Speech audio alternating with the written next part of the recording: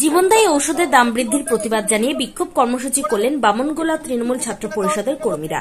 উল্লেখ্য, সাধারণ মানুষদের নিত্য প্রয়োজনীয় জীবনদায়ী ঔষধের দাম প্রায় বেড়ে চলেছে। সম্প্রতি বিভিন্ন নামিদামি ঔষধের দাম কিছুদিন আগে বেড়েছিল।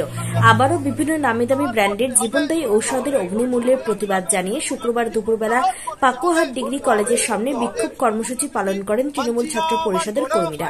তাদের দাবি অবিলম্বে জীবনদায়ী দাম কমাতে হবে।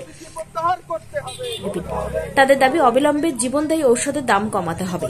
উপস্থিত ছিলেন বামনগোলা তৃণমূল ছাত্র পরিষদের সভাপতি টোটন দাস সহ তৃণমূল ছাত্র পরিষদের সদস্যরা।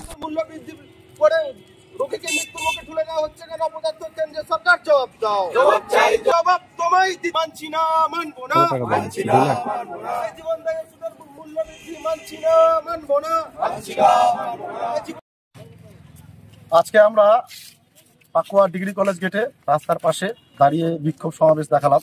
তার একটাই কারণ, কেন্দ্রীয় সরকার প্রত্যেক মাসে 15 দিন অন্তর, 1.5 মাস অন্তর, 2 মাস অন্তর জীবনদায়ী যেসব ওষুধ আসে সেই সব ওষুধের দাম বাড়তে থাকে।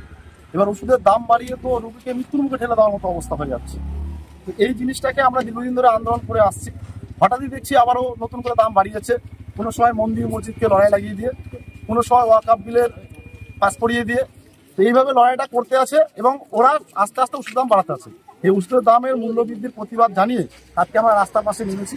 আগামী দিনে বৃহত্তর আন্দোলনে যাবো যদি ওষুধের মূল্য বৃদ্ধি না কমায়। আপনার নাম ও পরিচয়? কমাতে হবে। আপনার নাম ও পরিচয়? আমার নাম টোটন দাস, বামনগোলা তৃণমূল ছাত্র পরিষদের সভাপতি।